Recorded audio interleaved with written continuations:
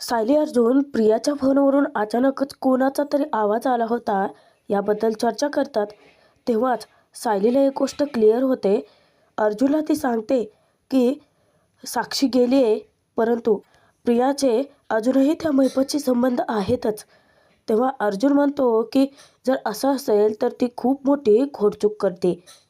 अचानकच दोघांमध्ये बाबूचा विषय निघतो आणि विषय निघता क्षणी अर्जुन पटकन कॉल करतो तो चैतन्याला तो सांगतो की बाबूला आता पनवेलमध्ये घेऊन येण्याची तयारी करायची आहे.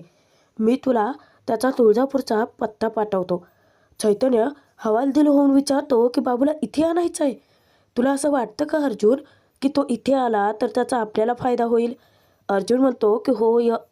चैतन्य सांगतो की ठीक आहे, मी त्याला घेऊन येतो आणि एका हॉटेलमध्ये राहण्याची सोय करतो.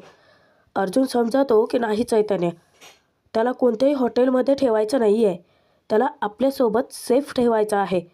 हे बघ, आपलं ऑफिसचं स्टोरूम आहे ना, त्याच्या बाजूची जी खोली आहे ती रिकामी आहे. तिथे तू राहण्याची त्याची व्यवस्था कर. आणि हो चैतन्य, बाबूशी बोलताना एक गोष्ट क्लिअर कर. बाबूला तू कन्व्हिन्स कर की तो इथे आला तरच तो सेफ राहणार आहे आणि बाबू जर इथे आला तरच आपल्याला फायदा होईल. तेव्हा चैतन्य म्हणतो की ठीक आहे, मी कामाला लागतो. सायली अर्जुन आता रविराजांच्या घराकडे जायला निघतात. इकडे नागराज घरामध्ये खूपच पूर झालेला असतो.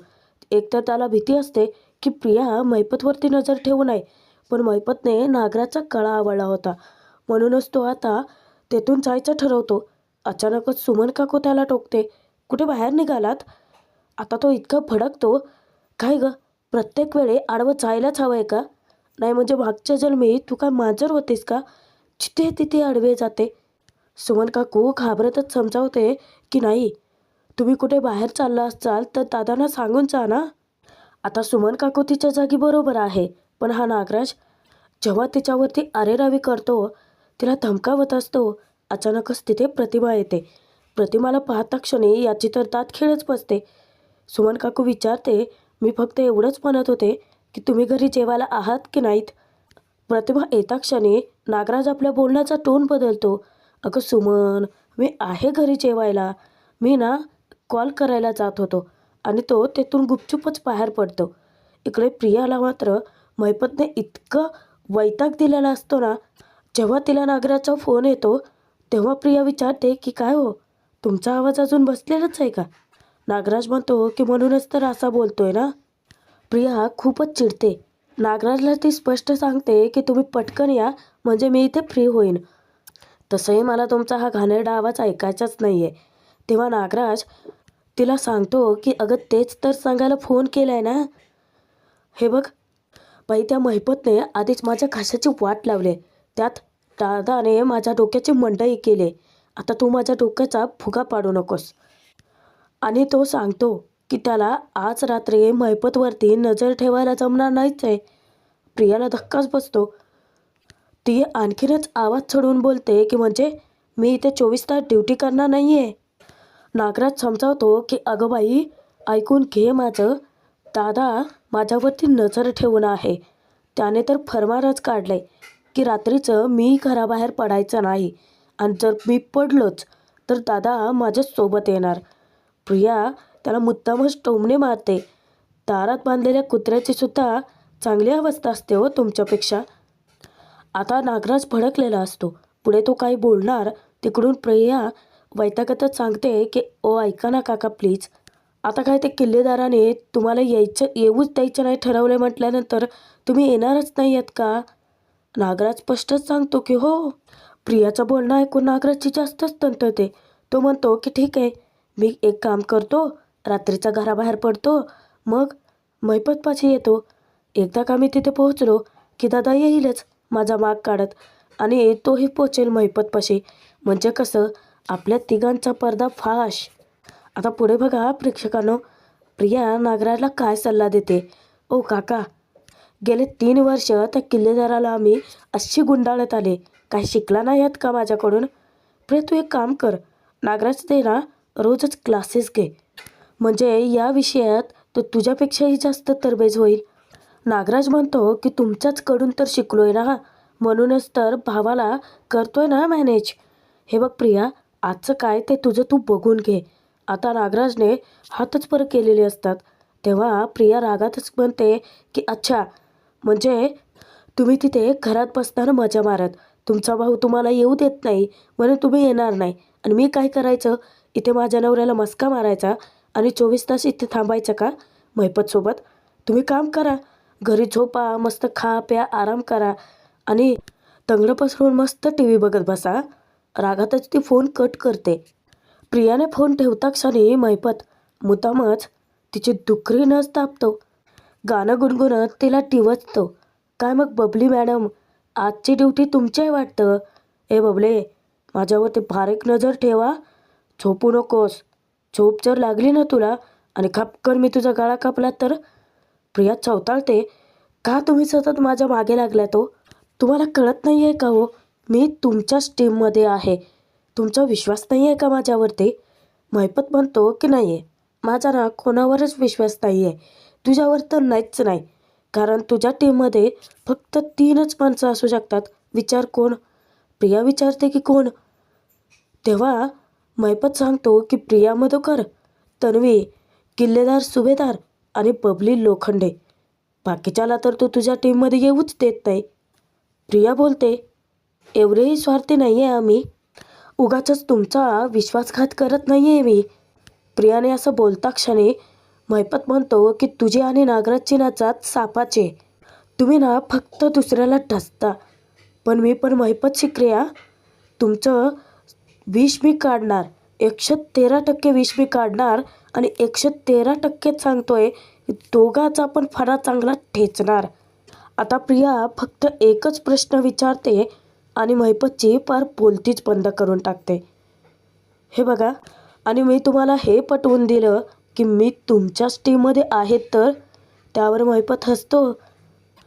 आता प्रिया महिपतजवळ बसते खरी, पण त्याचं चांगल्याच नाड्या आवडते.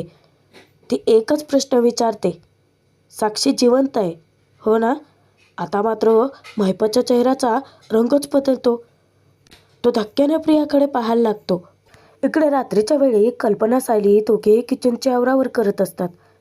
कल्पना नाराजी व्यक्त करते. अश्विन घरी आलाय खरा, पण त्याने काही खाल्लंच नाही आहे आणि तन्वीचं काय पत्ताच नाही आहे. सायली सांगते की मी पटकन अश्विन भाऊजी साठी काय तर खायला बनवते. कल्पना खुश होते. इतक्यातच अश्विन प्रियासोबत वाद घालतच फोनवर त्या बाहेर आलेला असतो. सायली कल्पनाच्या कानावर त्याचं बोलणं पडतं.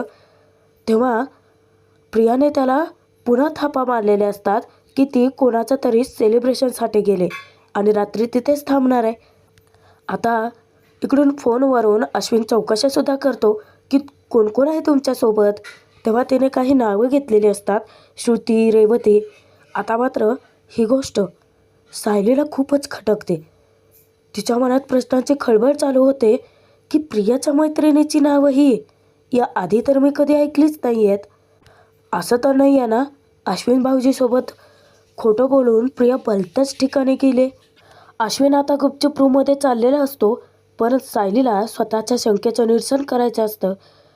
जेव्हा ती अश्विनला विचारते की प्रिया नक्की कुठे गेले आणि तुम्ही तिला रात्रीचं बाहेर कसं जाऊ दिलं, तेव्हा अश्विन वर तोंड करून तिलाच विचारतो, तुला काय करायचं आहे गं? तेव्हा कल्पना त्याला दटावते की अश्विन, सायली उगाचच बोलत नाही आहे. तन्वीने ना हे स्वतःच्या वागण्यातून सगळं ओढवून घेतलं आहे. तेव्हा सायली समजावते की अश्विन भाऊजी, प्रिया कशीही वागली ना तरीसुद्धा ती एक मुलगी आहे आणि म्हणून तिची काळजी वाटते.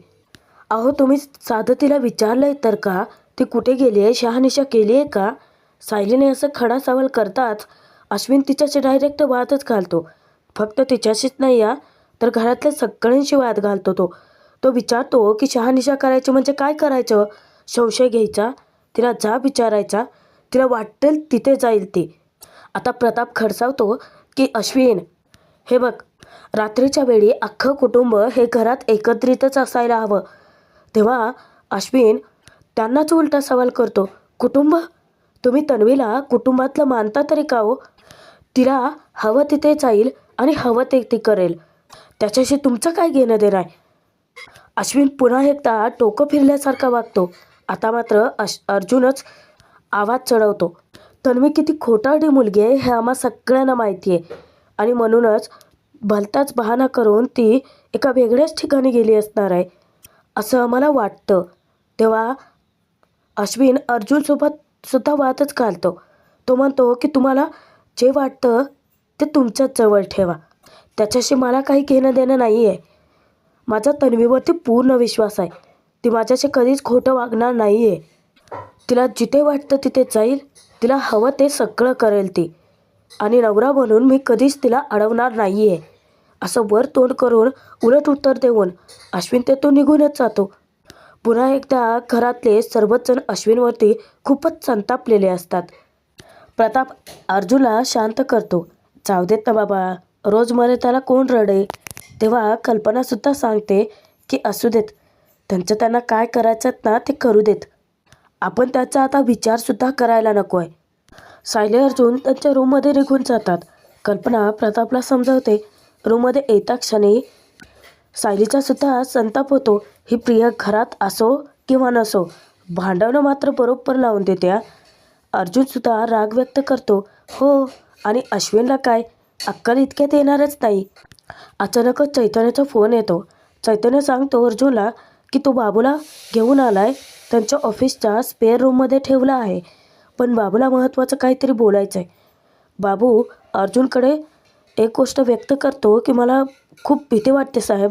तो मोहित मला काही करणार तर नाही ना. अर्जुन शब्दाचा पक्का आहे. तो सांगतो की नाही बाबू, तू इथे पूर्णपणे सेफ आहे आणि मी उद्या येऊन भेटतोच आहे ना तुला. तू अजिबात काळजी करू नकोस. सायली अर्जुनला विचारते की उद्या तुम्ही बाबूला भेटायला जाणार आहात, मी पण तुमच्यासोबत येऊ का. तेव्हा अर्जुन म्हणतो की हो. आता सायलीला सतत एक प्रश्न सतावत असतो. ती विचारते की खरंच प्रिया नक्की पार्टीला गेली आहे का. ती अश्विन भाऊजीला फसवत तर नाही आहे ना. का कोण जाणे, पण मला मनातूनच वाटतं की प्रियाला महिपतबद्दल काहीतरी माहिती आहे. नक्कीच महिपत कुठे आहे ते तिलाच ठाऊक असावं. अर्जुन म्हणतो की हो, आपल्याला जरी महिपत भेटला तरी तो आपल्याला मिस्टर मॅनबद्दल काही सांगणार नाही आहे ना. आणि त्याच्याबद्दल कळणं आता जास्त महत्त्वाचं आहे. पण लवकरच आता त्या मिस्टर मॅनचा सुद्धा निकाल लागणार आहे. सुमन काकू लवकरच नागराजला एक्सपोज करणारच आहे. तेव्हा सायली म्हणते की हो, आणि सत्य शोधण्यासाठी आपल्याला खूप सारे तुकडे जोडण्याची गरज आहे. आणि जेव्हा ते सगळे तुकडे जोडून एक चित्र तयार होईल तेव्हाच आपल्याला तो सुपारी देणारा खरा सूत्रधार सापडेल. तेव्हा अर्जुन म्हणतो की सगळं करू आपण, पण आधी झोप. आता अचानकच अर्जुनची मान दुखायला लागते. तेव्हा सायली त्याच्या मानेला बाम लावून देते. अर्जुनची मान चेपून देतानाच सायलीच्या आश्रमातल्या आठवणी जाग्या होतात. ती सांगते, आम्ही जेव्हा आश्रमात होतो ना तेव्हा मधुभाऊ लहान लहान मुलांना असेच खांद्यावरती घेऊन फिरायचे. मग काय, अशीच मान दुखायची आणि मी त्यांची मान चेपून द्यायचे. तेव्हा अर्जुन सायलीचं कौतुक करतो. खरंच तुझ्या हातात जादू आहे. सायली म्हणते की हातात नाही या, पायात पण जादू आहे. जेव्हा मधुभाऊंची कंबरही दुखायची ना तेव्हा मी त्यांच्या पाठीवर उभे राहून पाठ चेपून द्यायचे. तेव्हा अर्जुन म्हणतो की चल मग आता तू माझ्या पाठीवर उभी राहा. तेव्हा सायली समजावते की काहीतरीच काय बोलताय. तेव्हा मी खूप लहान होते, 12-13 वर्षांची. जेव्हा तुमची पाठ दुखेल ना तेव्हा तुम्ही तुमच्या लेकीला सांगा पाठ चेपून द्यायला. अर्जुन खाडकन वळतो, पण त्याची मान आणखीनच दुखते. सायली त्याला दटावते. काय हे, काय गरज होती असं वळायची. अर्जुनचं सगळं लक्ष आता सायलीकडेच लागतं. तो पटकन तिच्या जवळ येऊन बसतो आणि तो विचारतो की तू आता काय म्हणालीस. सायली खूपच लाजते.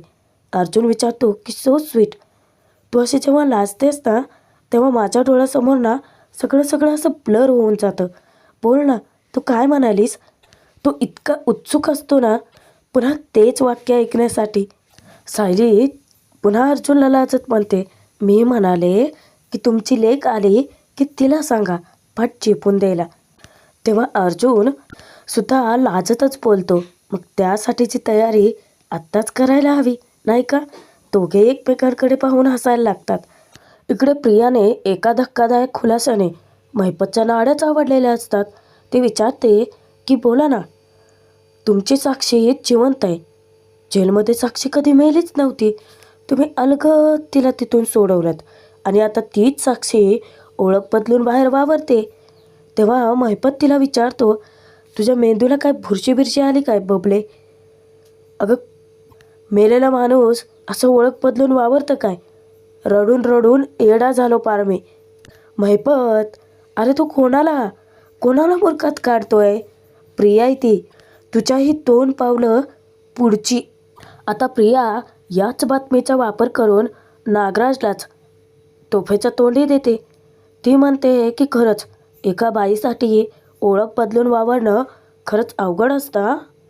पण काय आहे ना, मी साक्षीला केव्हाच ओळखलंय. साक्षी जिवंत आहे ही गोष्ट मला नागराज काकांनीच सांगितली.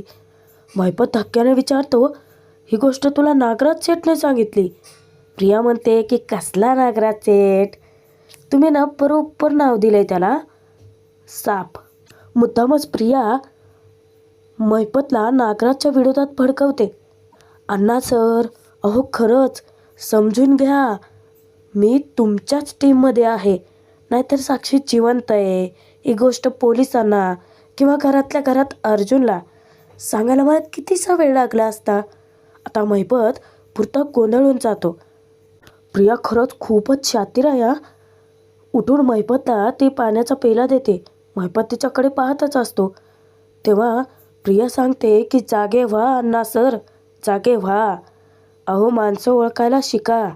गेली 25 वर्ष तुम्ही ज्या माणसाला तुमचा मित्र मानताय ना, तो तुम्हाला फसवू शकतो. पण मी नाही आहे. ज्या मुलीला तुम्ही जमिनीत काढायला निघाला होतात ना, तीच मुलगी आज तुमच्या मुलगीचं जीवाच्या आकांताने रक्षण करते. महिपत धक्क्याने तिच्याकडे पाहतच असतो. आता महिपतसाठी घेतलेला पाण्याचा पेला ते पाणी प्रिया स्वतःच पिऊन टाकते. नाही म्हणजे महिपतशी एवढं सगळं बोलून एक मोठा खुलासा करून बिचारीच्या घशाला कोरड पडली असेल ना. आणि मनातच ती विचार करते की हा काढला मी हुकमाचा एक्का, तो कधी काढायचा आणि त्याचा कसा वापर करायचा हे मला चांगलंच कळतं. बघा प्रेक्षकांनो, म्हणजे प्रियाने एका दगडात 2 पक्षी मारलेत. एकीकडे नागराजला अडकवलंच तिने आणि महिपतला सुद्धा. आणि वेळ आलीच तर प्रिया त्याच बातमीचा उपयोग करून साक्षीला सुद्धा अडकवू शकते. त्यानंतर दुसऱ्या दिवशी सकाळी सुभेदार सर्व नाश्ता करत असतात. विमल सांगते, अस्मिताताई तुम्हाला आवडतं म्हणून सायलीताईंनी स्वतः तुमच्यासाठी उपमा बनवला आहे. अस्मिता तिचे आभार मानते. प्रताप थट्टा करत म्हणतो की खरंच अख्खं घर आज अस्मिताभोवशी फिरते. तेव्हा कल्पना म्हणते की हो, पण आता काही दिवसच. एकदा का बाळ आलं की मग सगळं घर त्या बाळाभोवती फिरेल. अर्जुनसुद्धा मुद्दाम तिचे टांग खेचतो. हो अस्मिताई, मला जर कोणी विचारलं की तू अस्मिताताईची काळजी घेतोयस ना, तर मी म्हणेल कोण अस्मिताई? अस्मिता चिडून त्याला बोलते, मार खाचीला अर्जुन. आणि सायलीच्या उप्याचं ती खूपच कौतुक करते. सोबतच एक नाराजीही व्यक्त करते. हल्ली सायली, तुझ्या हातचा नाश्ता मिळणं खूप रेअर झालं या. सायली म्हणते की हो, रोज मी लवकर घराबाहेर पडते ना, त्यामुळे मला वेळच मिळत नाही आहे.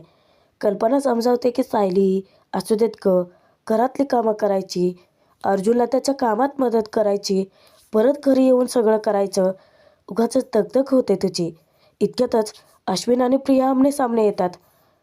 प्रिया आता नाटकीपणा करत विचारते की हे काय, तू ऑफिसला जातोयस?